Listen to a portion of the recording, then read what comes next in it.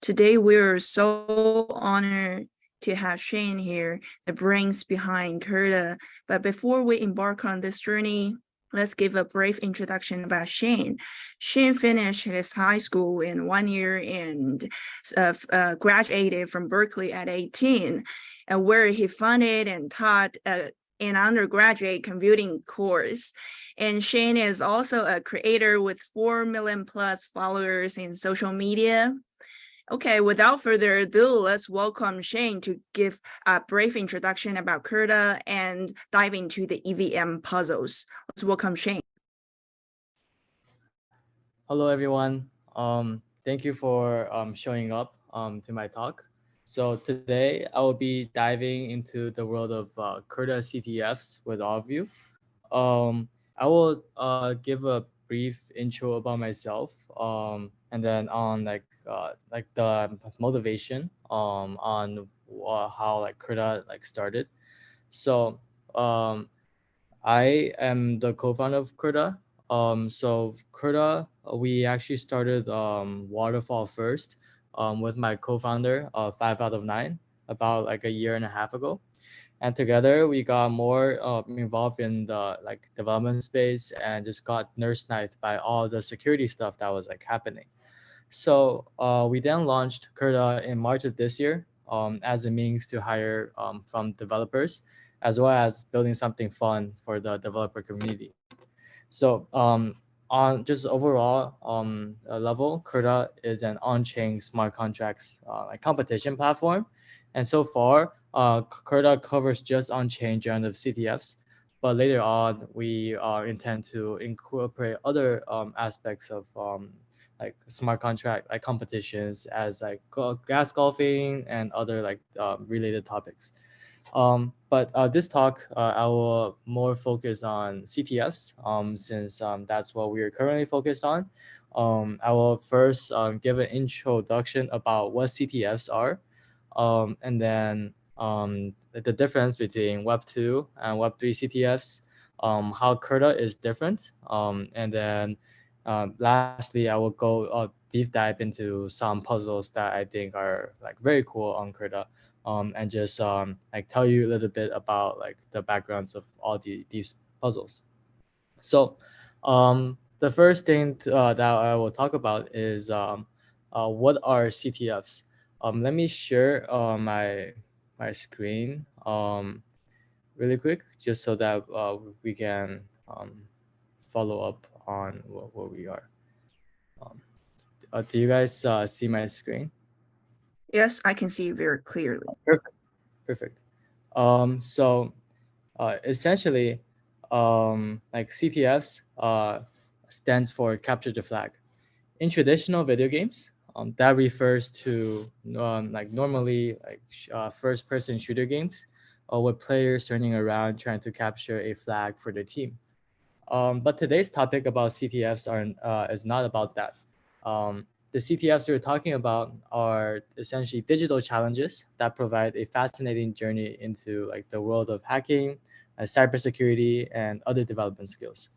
But before we continue, let's familiarize ourselves with the various challenge categories you encounter in traditional CTFs. The first category that like is popular among like traditional like Web 2 CTFs is like reversing. Here like you encounter executable programs that check an input key. Your like task for reversing is to reverse engineer the program and deduce the correct key, which often serves as the flag. And next up are like pawning challenges. These involve exploiting vulnerabilities in executable programs running on servers. And challenges can range from simple buffer overflows to more advanced like techniques. And then there's also cryptography challenges. You face cryptographic puzzles of varying complexity.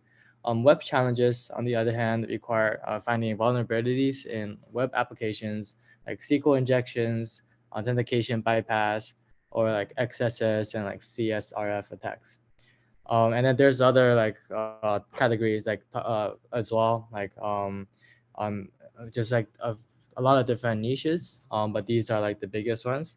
And then like teaches your like coding skills, and then also like increases your like your creativity, requiring creative like solutions to like specific different problems. And now we've covered the different challenge types.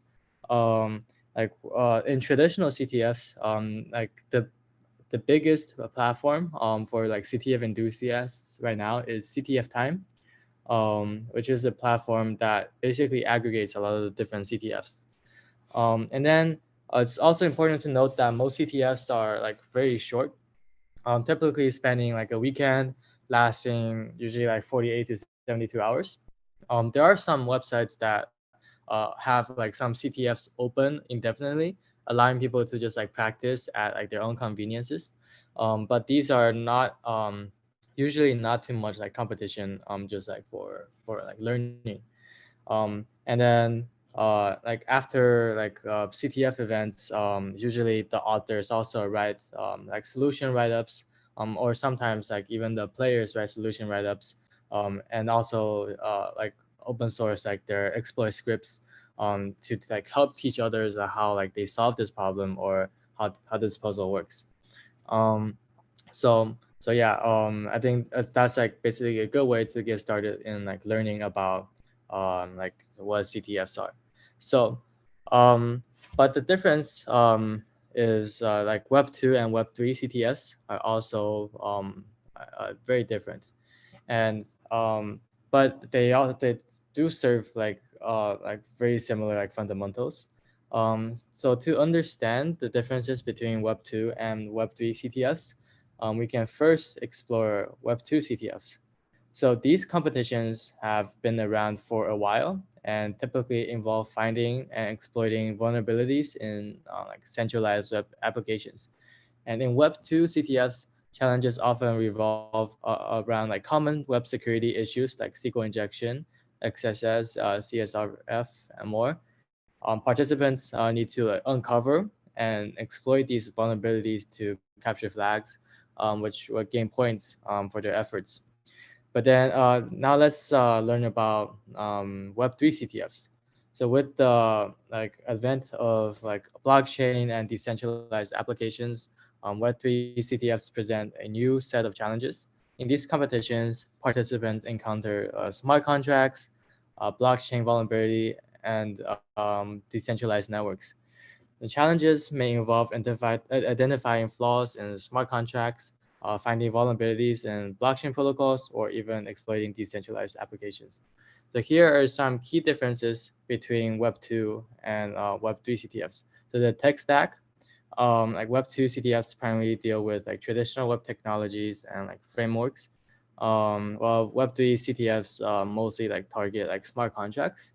And then in Web 2 CTFs, challenges often like just center around this like web security issues. And Web 3 is also just like more so just like smart contract, like hacks and stuff like that. So it's like fundamentally pretty different. Like Web 2 CTFs, people usually play to like gain their web security skills, and then just to understand the foundation for like common vulnerabilities in web applications, and prepares a lot of people for like the cybersecurity space. And for Web 3 CTFs, most people play these CTFs to become like better auditors, and better like just like smart contract developers as well. So yeah, like playing both can just like help like developers like gain their like skills. So let me introduce like Curta a little bit. So basically, Curta is right now we are essentially the largest recurring CTF platform on Ethereum. While most other CTFs usually launch like one to maybe like maximum 4 puzzles every year, we've had one puzzle every 1 to 2 weeks since we launched. And just like yesterday, we launched our 18th puzzle. So our puzzle authors are essentially renowned devs that work on different things throughout the Ethereum ecosystem. Once these authors write their puzzle, they deploy it and upload the puzzle on Ethereum. Then it gets posted on the Curta website, and then anyone can go on the website and attempt to solve with their wallet address. The puzzle lasts for 5 days after the first solve happens. So essentially, after like first blood, there's like a 2-day period in phase 1, and then after these 2 days is over, the solution is revealed, and then phase 2, people can solve it for 3 more days.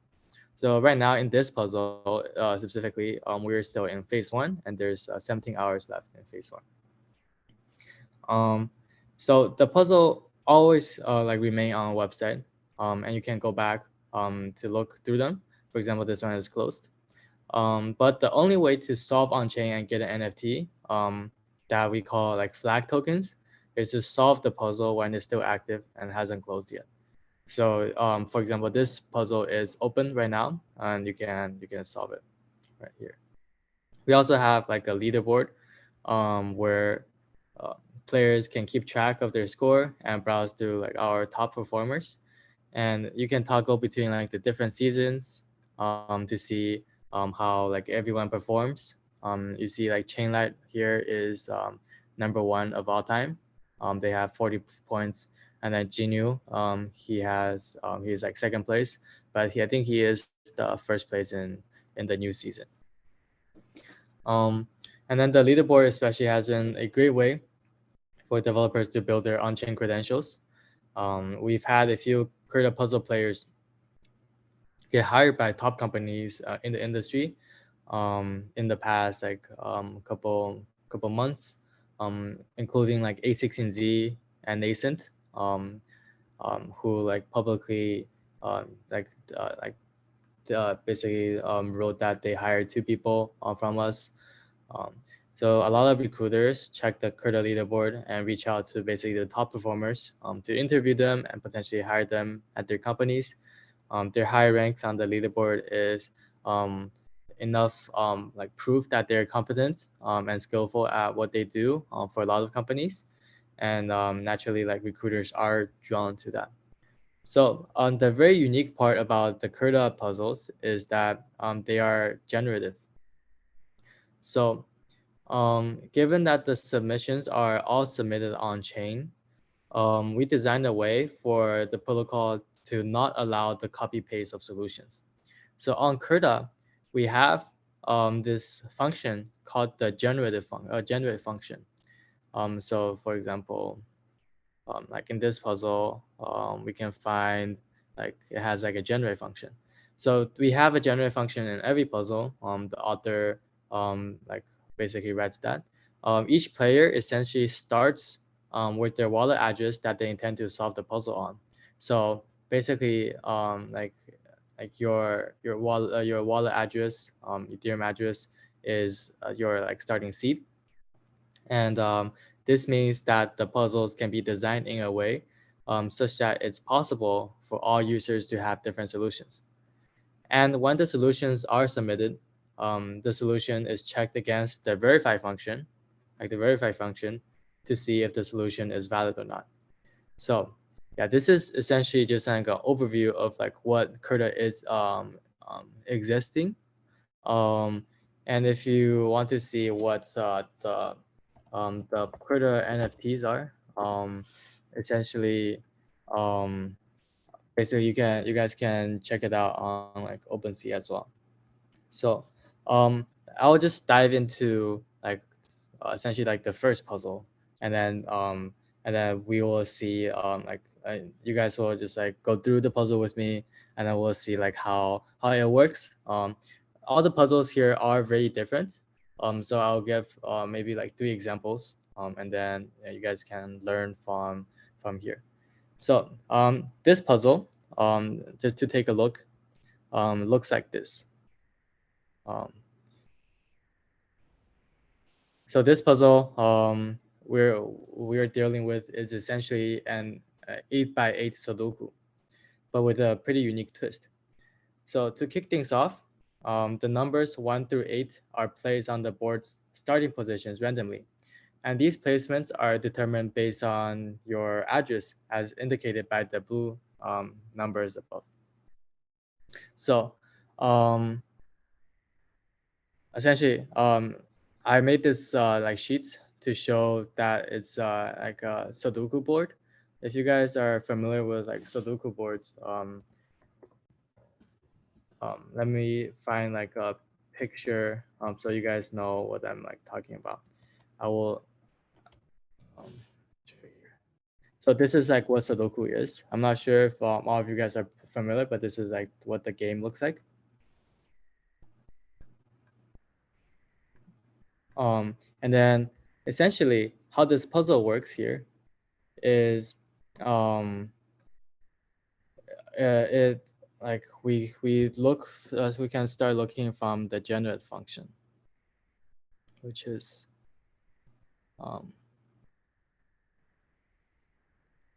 here. It is first generates a seed by hashing the player's address.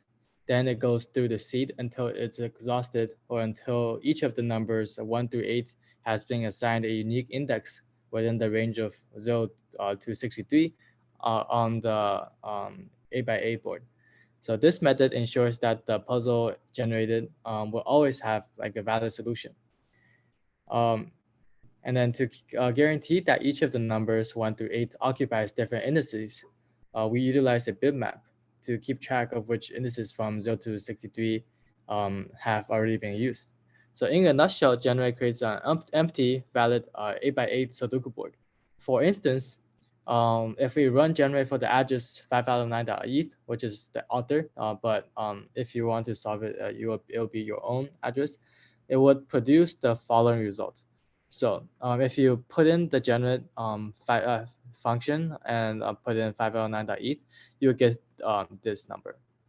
So and then the author intended a way where you fill out as like a Sudoku board, where 0 is just represents empty. So let's say it's 0, then 2, 7, 0, 1, and then a bunch of like zeros. But the zeros are just like empty. So let me delete that, and then we can like fill the rest out. So this is like I think like 14 zeros here. So it would be probably like here, and then for this is probably like over here, and then like 15 more zeros, I think, which would be here, and then I think here. So essentially, this is the starting Sudoku board, and then as a player, you can just like try to solve the Sudoku. And Sudoku, as a reminder, you just can't have any like repeat numbers in like every row. So you just like you can manually like solve this, or you can like use like a computer algorithm to like solve this. But like a value solution that you would get, for example, would be I think this is filled out wrong. I think one is this address would be here. The value would look like something like this.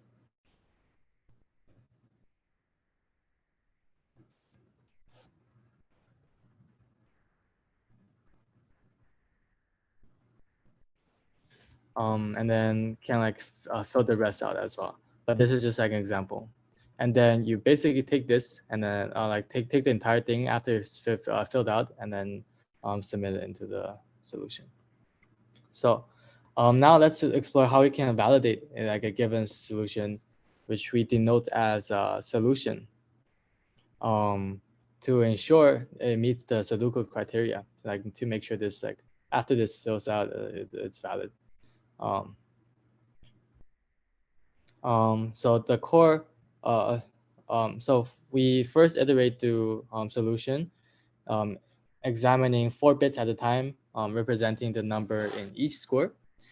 And for each square, we perform two straightforward checks.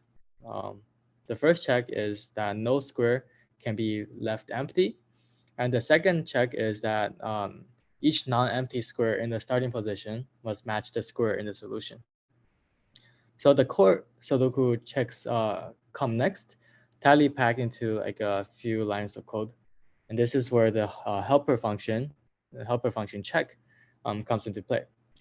So this check function employs a similar technique to generate function, but instead of shifting by 4 bits every time, it dynamically determines the number of shifts from a constant.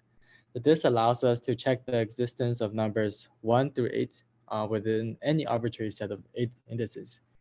And this approach proves especially handy because Sudoku involves repetitive checks for each row, column, and like subgrid.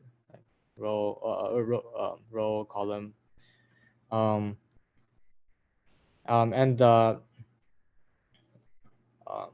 final piece of the puzzle is applying the correct shifts at the right indices. We achieve this through bit packing, where we encode which checks for rows, columns, or subscripts should be performed at each of the 64 squares into a uint256 variable. And at each square, we determine which checks to execute using the AND operator within the value 7. And then we dispatch the appropriate constants to the check helper function.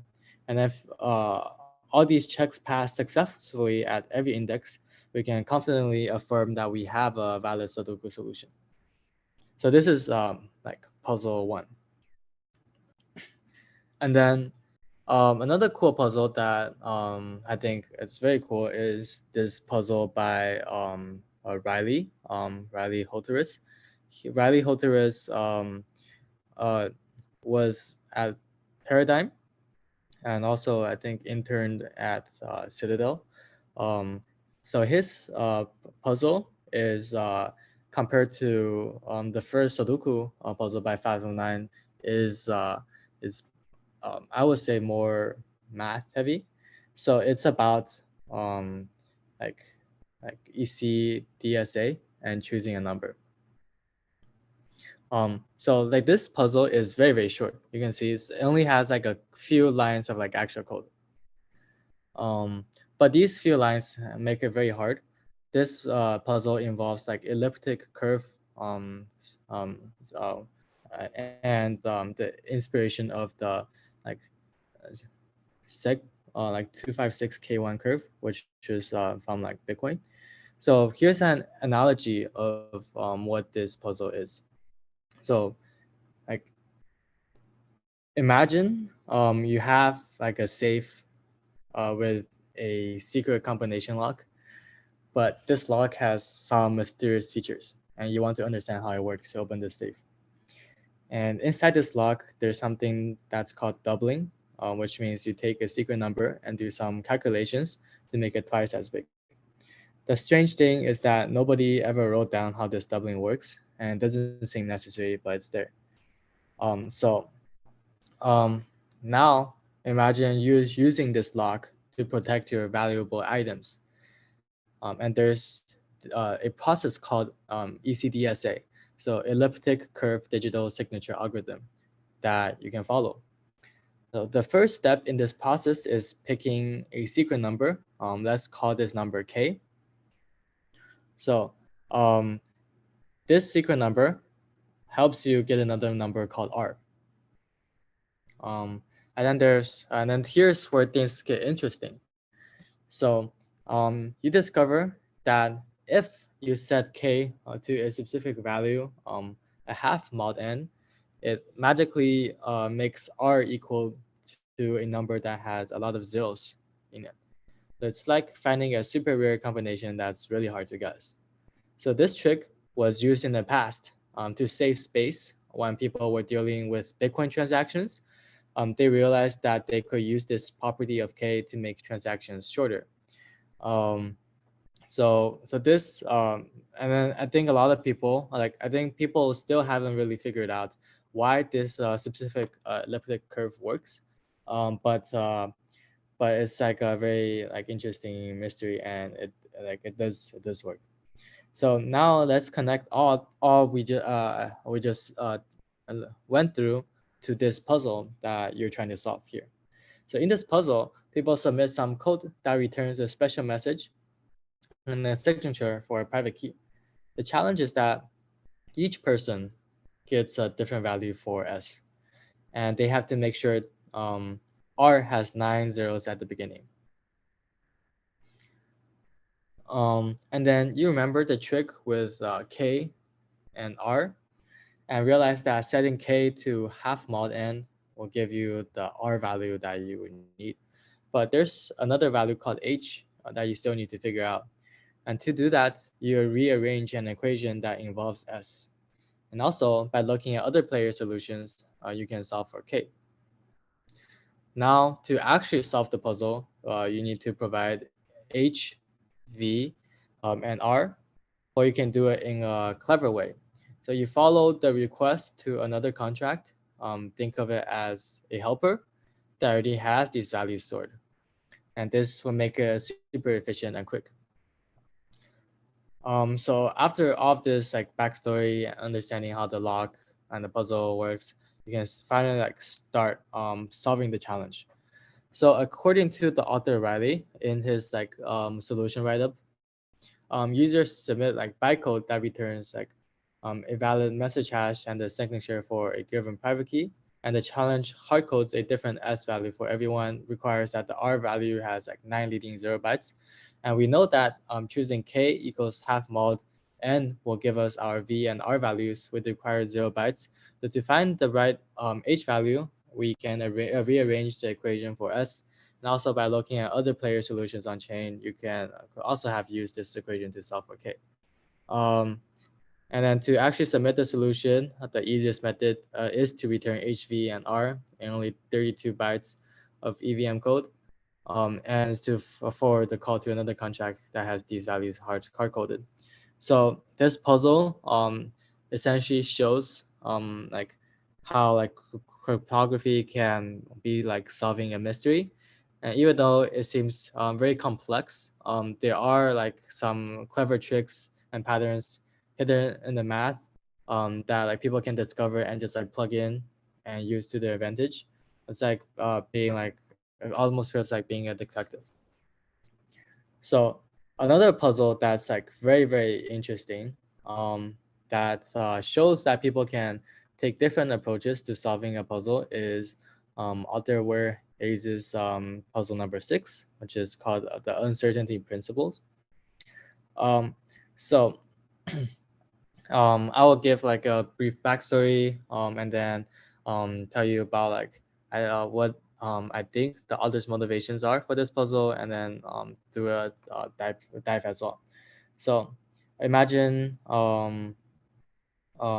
like for this puzzle, this it's not to just like understand the rules. It's about like finding your own like methodical like approach to solving it. So this puzzle revolves around a smart contract called Event Horizon. While the puzzle's program might seem straightforward, finding the solution requires like a systematic approach. It's not about like knowing the game intricacies, but rather applying like a method to capture the flag. So the puzzle introduces and like an intriguing element, gas left. So gas left. Gas left is like a mysterious parameter that keeps changing during the puzzle solving process. And the question arises is, how can you measure something when the act of measurement changes its value? So this is basically the core challenge of the uncertainty principle puzzle, because like as the name suggests, it's like actually uncertain. So like the event horizon contract has constants like Planck constant, Planck length, and physical sphere. The generate function generates a value based on your address. And while the verify function is where the puzzle gets really interesting. So In the verify function, there's a loop that aims to make the last 8 bytes of the start variable equal to 0. This loop is where the real challenge lies. It manipulates position and momentum based on calculations involving the kgak function, gas left, and bitwise operations. And to solve this puzzle, you need to find a solution that makes sure the kgak of solution, gas left, creates a momentum such that the last 8 bytes of start becomes 0. It's like aligning pins in a lock, but the shape of the next pin is like uncertain because you can't know gas left until you reach it.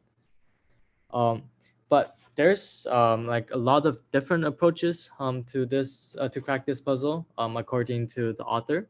The author labeled a few different approaches with different names. So, for example, like the theoretical physics, the physicist approach. So like theoretical physicists essentially try to predict the gas left at like each step and calculate like a solution that aligns with all the required conditions simultaneously. It's like a complex method, but it's theoretically possible, but it's like very like I guess not really. And the experimental physicist approach. So experimental physicists modify the contract to emit gas left. Um, and this helps in understanding how the contract behaves and aids in solving the puzzle more easily. And then they also put in the solidity engineer approach. So engineers, in this approach, engineers will exploit the gas left value by manipulating gas limits and tweaking the initial gas parameter. This approach still requires a bit of trial and error, but it is effective. And then the last approach is the shadowy supercoder approach. So this approach involves forking the Curta contract and experimenting with various parameters. It's a complex technique that can yield results, but it does require deep understanding. So as you can see, solving this uncertainty principle puzzle is a very complex task that requires ingenuity and creativity. So it's not just about brute forcing the solution, but also understanding the intricacies of gas left, gas limits, and contract behavior. So while there's like no one size fits all approach to solving this puzzle, the key is to find the method that works for you. And this is actually applies to some other puzzles as well. There's like some other puzzles where like the players end up solving the puzzle in a way that the author didn't intend to, but still figured out a solution on how to like solve the puzzle. So, and then another one of my favorite puzzles is Puzzle 8 by CTS. CTS goes by GF256 on Twitter. He is the founder of the Perfect Blue CTF team, a CTF team that plays first place in the world for 2 years in a row. So in his puzzle, he actually took inspiration from a meme. So if you look at all the variables, apple, banana, cherry, well, the fruits are not exactly the same, but it is basically inspired by this meme. It's likely that you guys have seen this meme like online. I believe it has been like it has gone viral in the past, and it's there is a solution for this, but it is very hard. It's if at first it looks very easy, right? But then if you actually try to solve it, it's almost impossible. So for example, there's this person that talked about this puzzle. So like for on Reddit, this person said, "Hey, don't try this puzzle. Like it looks childish, but this puzzle is very difficult." Saying that um like saying that like 95% of the people can't solve this is like is very fake because there's very few people that can solve it. So this puzzle requires like elliptic curves, elliptic curve math, and this is apparently like the simplest solution.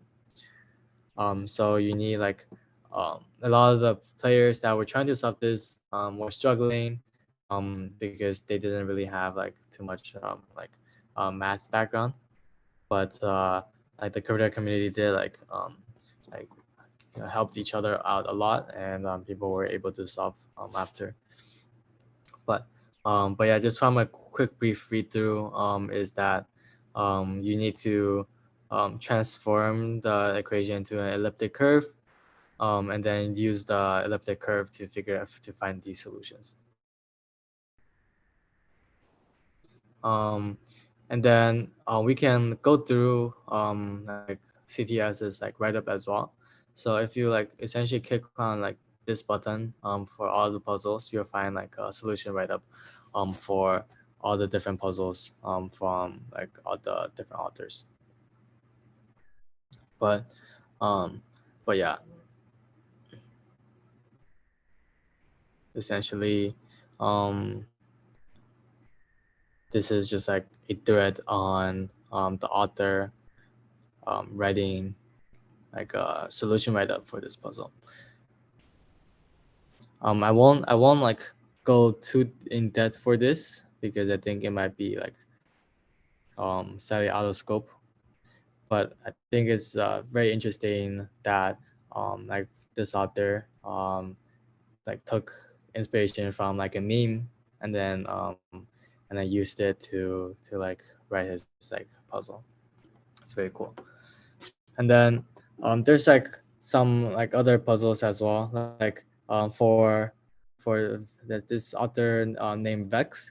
I believe he's the first person to introduce ASCII art into Curta, and then after him like making like code art like this, a lot of other authors like started like basically drawing with code as well. But it's like very cool. And this puzzle is also like written in Huff, which is essentially like a very low level language for EVM. It's almost like assembly language for EVM. But yeah, this puzzle essentially just like introduce all the cool well, art like this. Here 509 wrote another puzzle. This puzzle is basically a chess. Like chess, a chess puzzle, where you essentially like play like a like very small like chess game. And then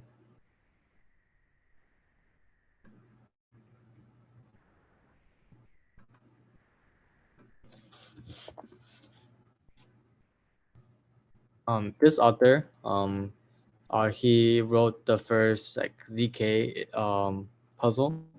And then if you guys want to like check it out yourself, you guys can basically like clone the GitHub repos, and then like here's all the instructions on how you guys can like verify the solutions yourself.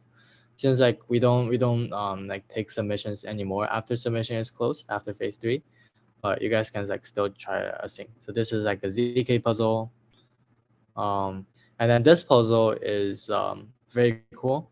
A lot of people had a lot of fun playing with this puzzle. Also, this puzzle is named Labyrinth, and then there's this like lore about like this whole labyrinth, and then the code is written like designed very like elegantly. As you can see, this actually looks like a labyrinth, but like in code form. So you guys can try this one as well. But this one, someone actually printed out the code for it, like, and then basically hung it up on their wall because they like this puzzle so much.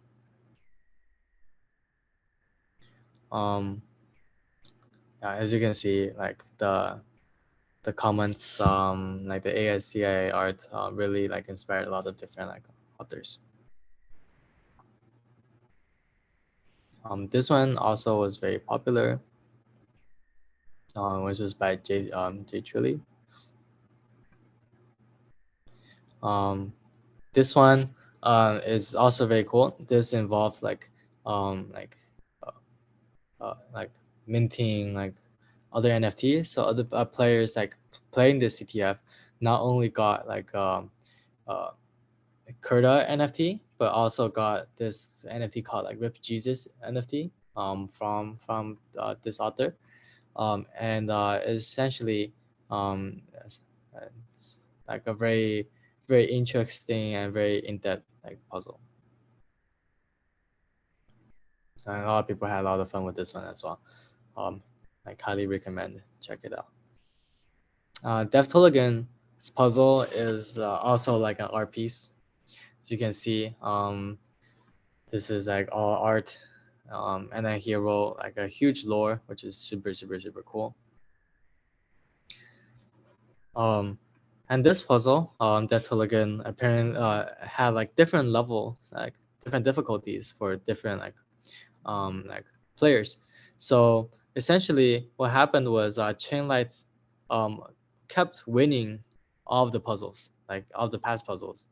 So this author DappLearning decided to make a level above level impossible, just for Chainlight themselves. So people get to choose like their level of difficulty, but for Chainlight they had their own level of difficulty. So as you can see, like these are very elegantly like written, all the different codes, and then the author also like dropped some like hints as well, like in the middle of it as well. You can see this is like super cool. It's essentially like an art piece.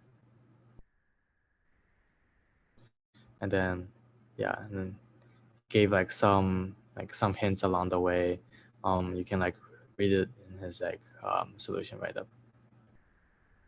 But this puzzle is extremely long, as you can see, like 828 lines here. This author took a lot of time, so it'd be cool if you guys still want to like check it out and like try to solve it. See, like this person took like 122 hours to solve this puzzle. And there's this puzzle called Murder Mystery.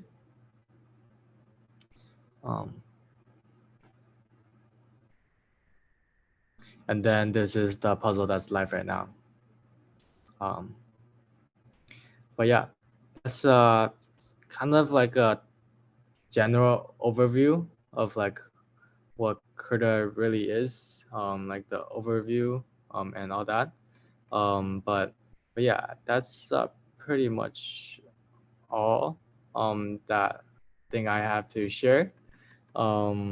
If you guys like are still interested in like learning more about Curta, and then like maybe have like questions on individual puzzles, you guys can like join our like Discord and like ask like questions to individual authors, since like the authors are like since like me like the Curta team doesn't really write the puzzles. It's more so like the individual authors that we curate, and also the people that like went first like on like a CTF that write the puzzles.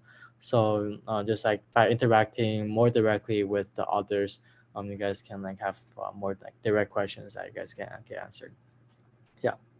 Okay, thank you, Shane. It's a very comprehensive introduction about Curta, and I saw someone who is asking where they can discuss or communicate about bugs or some development problems. I suggest them to enter the Discord channel so they can have further discussions there, or follow your Twitter, right?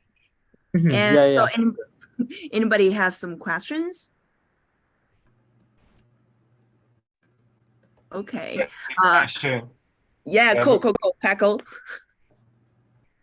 Yeah, I just want to say thank you. I started from puzzle 15, and it's super fun to participate these puzzles. And I have a question, minor question. Why you choose Ethereum mainnet? Because there are two issues for me. The gas cost is higher than other chains or layer twos, and the second one is for some puzzles, you can actually check the solutions from others because it's public.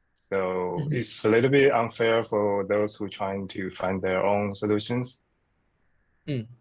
Yeah. So I'll address the second one first. So that is true. Like for some puzzles, maybe the author didn't figure out like a solution that were able to make like the puzzles completely unique, for like completely generative, for every puzzle. But I think that's like the trade-off. I think it really depends. So I think when people are competing, and like I think it's I mean, all like first blood is always like the hardest, and then afterwards, people can still like use that like solution to like I guess like reverse and figure out like some other stuff.